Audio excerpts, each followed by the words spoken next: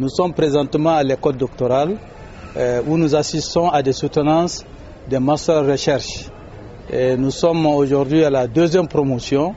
Nous aurons, plaise à Dieu, 15 auditeurs qui vont soutenir leur mémoire de recherche, comparativement à l'année, à la première promotion qui était de 12 auditeurs.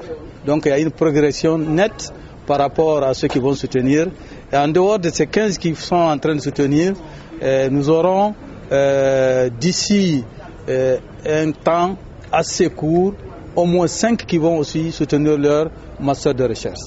En réalité, ce master de recherche, c'est une convention avec l'université de Douala. Nous avons délocalisé l'école doctorale de l'université de Douala pour faciliter la tâche aux Nigériens qui veulent continuer des études doctorales alors qu'ils n'ont pas eu l'occasion de le faire ici dans nos universités ou dans les universités voisines. Et c'est ce qui a fait que le fondateur directeur général de l'IAT a consenti à signer une convention avec l'université de Douala, qui est une grande université africaine, pour que les étudiants, au lieu qu'ils aillent s'inscrire jusqu'à Douala, ils s'inscrivent à l'IAT et c'est comme s'ils sont inscrits à l'université de Douala.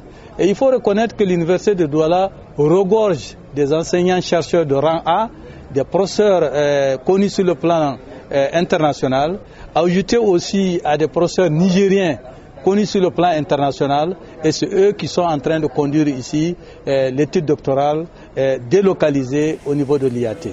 Voilà en gros ce que je peux dire par rapport à cette formation doctorale à l'IAT, c'est-à-dire que la délocalisation de l'école doctorale de l'université de Douala. La formation doctorale au sein de l'IAT n'a aucun complexe par rapport aux autres formations doctorales, vu que c'est les enseignants-chercheurs de rang A de toutes les universités africaines. À titre d'exemple, par exemple, il y a des enseignants-chercheurs des universités du Cameroun, des enseignants-chercheurs des universités du Togo, des enseignants-chercheurs des universités Cheikh Anta Diop, des universités et des enseignants-chercheurs de toutes les grandes universités qui sont membres du CAMES, qui constituent le corps enseignant de la délocalisation de l'école doctorale ici au niveau de l'IAT. Donc vraiment, il n'y a aucun complexe. Mieux d'ailleurs, il faut dire que l'IAT investit sur le plan de toutes ces initiatives pour que cette école doctorale réponde aux normes